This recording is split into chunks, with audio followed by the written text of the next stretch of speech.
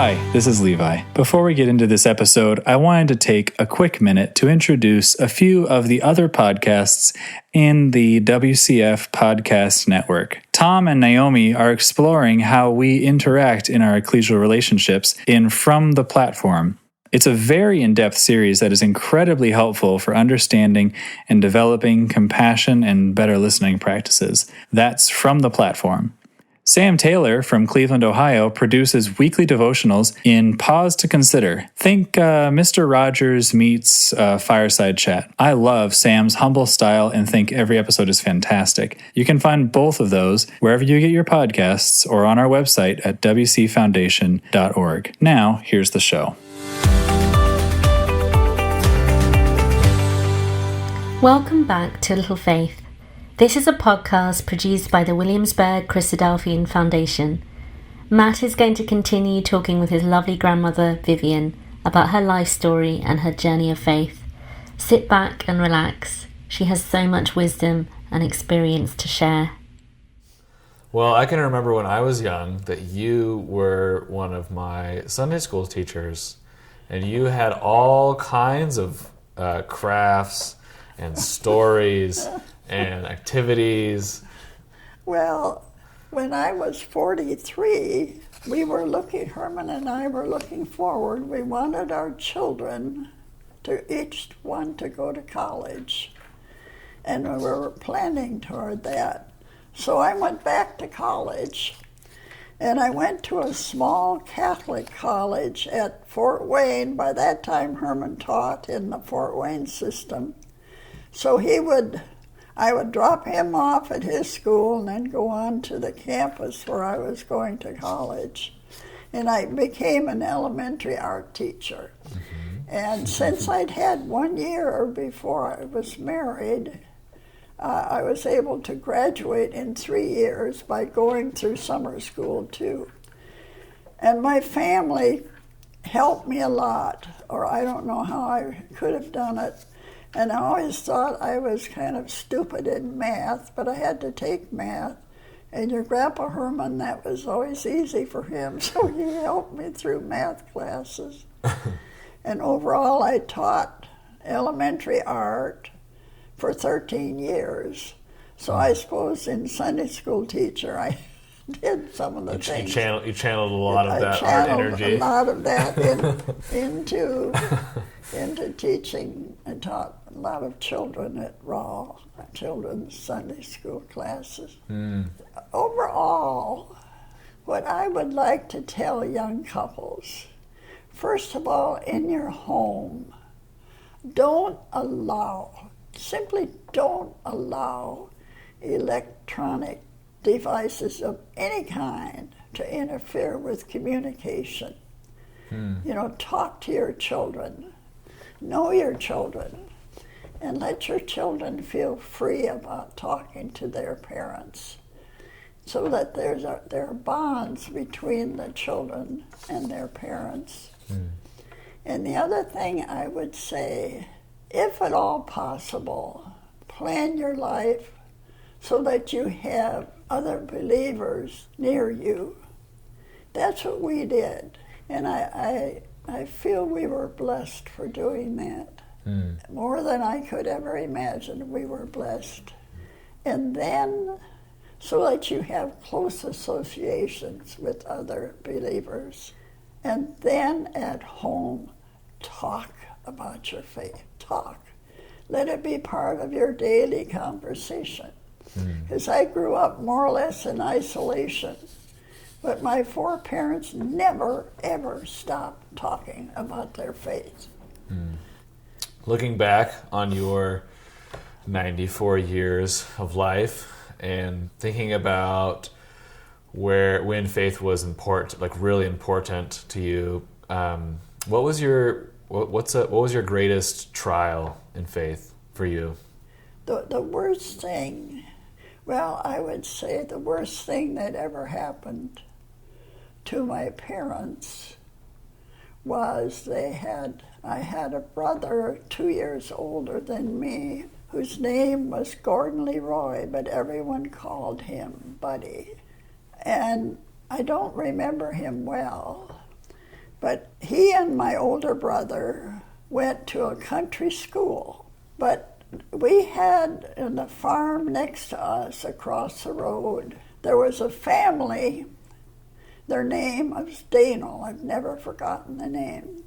And they were an undisciplined family. And in fact, they were in our thrashing ring, and once I saw a team of horses of theirs with a load of grain on it. And one of the horses was so emaciated and starved, he lay down and died. But they had several children. And at school, one of the older boys kicked my brother Buddy so hard in his back that he died. The neighbor boy had ruptured a kidney, and my brother died. Oh, wow. That was in January of 1931. In less than a month, my mother was very pregnant with a younger brother named Bob. In less than a month, she had a baby. So she lost a son. She and my dad lost a son early in January, and about a month or less later, they had a baby. And I never forgot that, because my mother had come from a big family, and even though her heart must have been broken at losing her little boy, she went on. I'm sure she was filled with grief, but she carried on as best she could. And for your Grandpa Herman and me, but that was kind of a lesson to me, that when some of life's worst possible things, because my little brother was blameless. He was simply mistreated so badly by this neighbor boy. And the worst thing that ever happened to Herman and me was the loss of our beloved granddaughter, Rachel. And in kind of a strange sense, I think it made me remember my mother and how hard it must have been for her to lose her little boy, and being very pregnant, that your faith has to carry you on. Your faith, your hope in the resurrection has to carry you on. In some ways, I think God carries you on through trials like that, so that you manage to survive and are able to go on. So that's what my faith has been, that even in life's most trying, tragic circumstances, God is there in ways we don't know, and it's the Lord who gives us the strength to go on with our hope, our everlasting hope in the goodness of God. And I thank God every prayer for the exceeding great and precious promises that should sustain us in every circumstance, and that will sustain us in every circumstance, no matter how tragic it is, that God is there. And when I look back over my long life, I never expected to live to be so old. I really But here you are. Here I am. But I have a very strong belief that throughout my life, God has been there when I knew it not. That I think we don't always know when God is in our lives, sustaining us or comforting us. And yet, that's a very strong belief I have. And in my old age, I do not ever remember in my life being so absolutely thankful. I am so thankful for every blessing that God has given us. So thankful. And we started out with our possessions in our car, and our car wasn't full. And that's what we had. And yet God provided for us, provided a place for me to be in my old age. And I can never stop thanking God. I never stop thanking God each day. I am so thankful. I never in my life was ever so thankful. So faith clearly started very young Very in your young. life and has extended very evidently until today. But was there ever a moment of doubt with God or wrestling where, there was a moment of pause or a moment of, I don't believe this? I think maybe the most I was ever exposed to that was in college, when I went to this Catholic college to become an art teacher, because we had to take biology. I had to take some philosophy classes. And sometimes there were teachers who were obviously atheists, especially lay teachers. Interesting that they were. Or they would have some rather foreign ideas about my faith.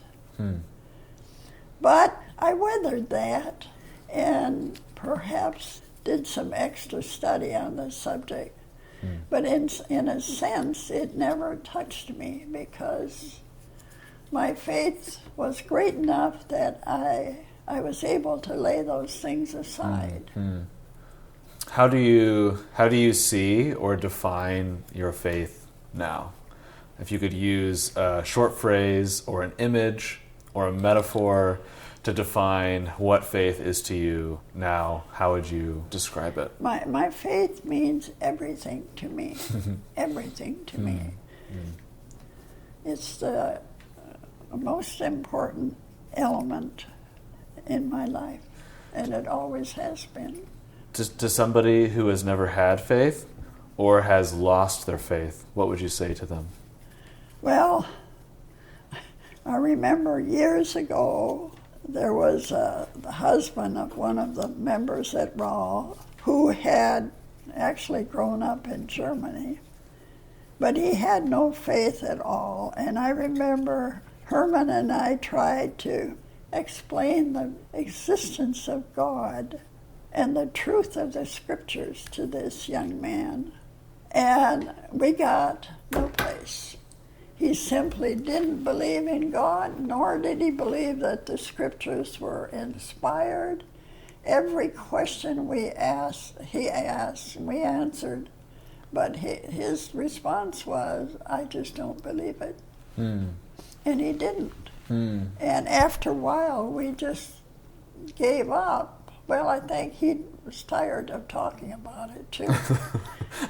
But the interesting thing is, we don't know the end from the beginning. And many years later, through another brother from Cleveland, where his wife was from, this young man, middle-aged by then, began to understand. And he became baptized. So maybe the answer is you plant the seed, but sometimes you have to just wait for God to water it.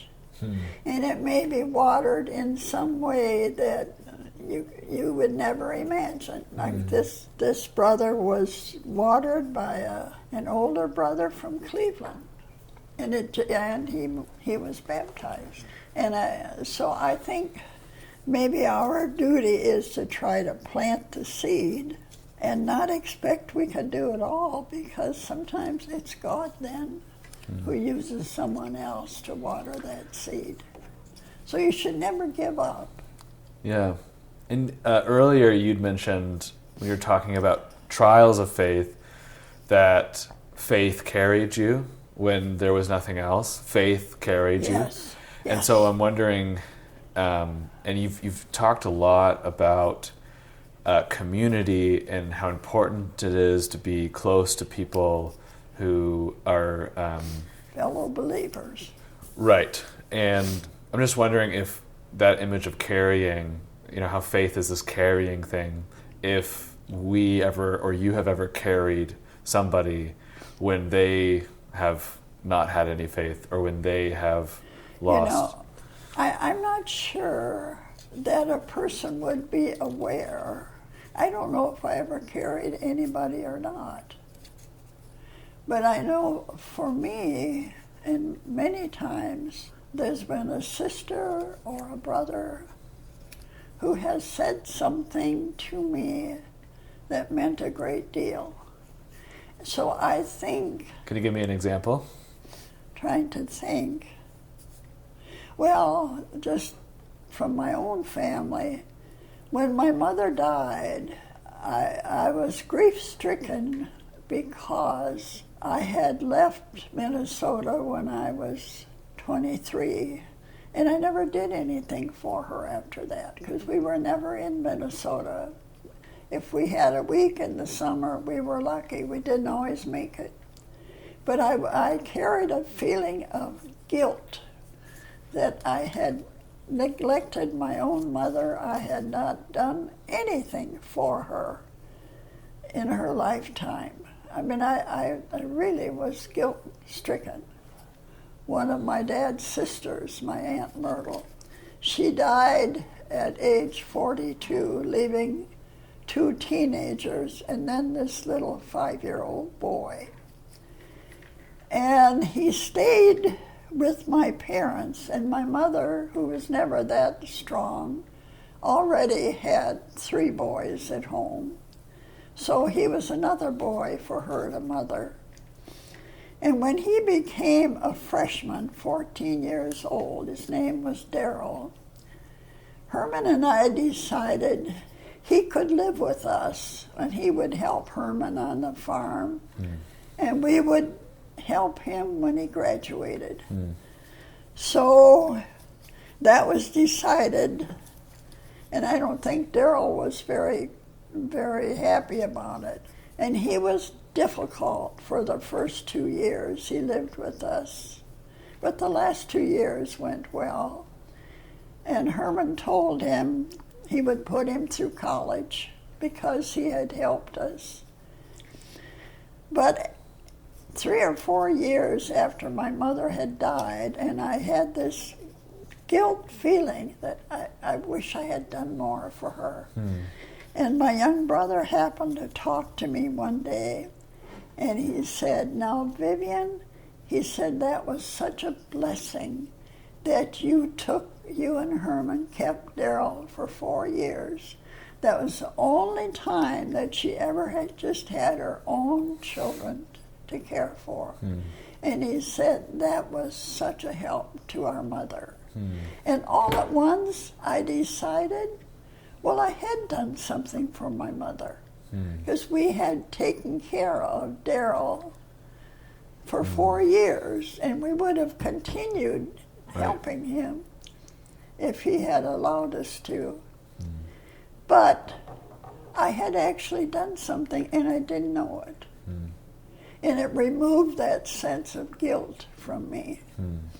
So sometimes you could say something to another person and not realize that you may be blessing that other person. And I think that's something that God expects us to do, to try to be of some comfort or show compassion to other people who may be suffering in some way you don't know.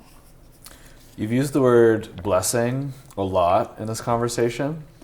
So I'm wondering what your current thoughts on the word blessing are. Well, at age almost 95, my own feeling, I feel so thankful. And I look back and I don't know how God could have blessed Herman and me so much. I just think, I don't know whether people ever stop and think how blessed they are. But I think God's blessings are always with his children, and in ways we do not know. I think God is with his children when they need him and in ways that we'll never fully understand. So in life's worst circumstances, I think God expects us to carry on in faith, knowing that he is always with us, that his Son ever intercedes for us, his Son Jesus, and that, David went through some harrowing experiences, and yet the Psalms are full of his praises to God. That's a lesson. So maybe that's the answer. David's great faith in God, that he could praise him no matter what the circumstance was. I was going to ask you if there was a Bible verse or a Bible character that has become meaningful to you most recently. Well, I've been working on that research. I looked up Paul, and I've forgotten where it was now. I found he had been stoned, he had been mistreated, he had been in prison. He had, when he was stoned, they thought he was dead. He may have been dead, and God raised him. But he had such horrible things happen to him. But he never stopped believing. He never stopped putting his hope in the gospel of Jesus Christ. And the list of things he went through is just heartbreaking. The fact that he survived all that, even in prison. But his faith never wavered. And I think that's a lesson. No matter what tragedies, what harrowing situations we may go through, that God is always there. I have one more question for you. Okay. Thinking about our conversation, is there anything that sticks out as particularly meaningful to you, or anything that you'd wish to add about faith? Well, in age 94, almost 95, the Lord blessed us enough that I have a comfortable place to live. I'm thankful for that. And I'm thankful we have a small ecclesia. I'm thankful for so many things. I just never stop being so thankful. How do you do it? How do you I think keep it's that up? Old age, but I'm thankful for my family. I'm very thankful for my Kansas City family. I just can't stop being so thankful for all the blessings that God has given to my Herman and me, that we were married 71 years, and how he blessed us in every way. And I'm not in want. I'm comfortable. I'm just so thankful. And I think age is part of that. And I just think no one realizes that God is love, and that his blessings are with us in some known way or unknown way that we just never realize. So I've just been blessed more than I ever deserved in my 94 years of life. Yeah. Well, I'm thankful for you. Well, I'm thankful for you, my Matthew. You are a huge blessing in my life. I don't know about me, but I know about you. I just don't know why God has blessed me so much, but I can never stop thanking him for his blessings in every situation. And even if it's a tragedy, God is still there. And maybe those are times when we need to ask more for God's guidance and his help. But he's always there. When I was a young child, I think growing up on a farm with no electricity, you become rather close to nature, closer than you are with so many distractions. Yeah. But I can just remember looking up into the heavens and seeing the stars and, as a child, and wondering where God's dwelling place was. So those are seeds of faith. Have you asked yourself that recently? Where God's dwelling place is? Where is dwelling? No, I haven't recently. I think there are some things that are too profound for us to understand, and I'm willing to leave it. I'm willing to leave it at that. I don't fully understand everything that'll happen before the coming of the Lord Jesus, but I trust that God's in control, and it will be as He has it planned. So I'm thankful, so thankful.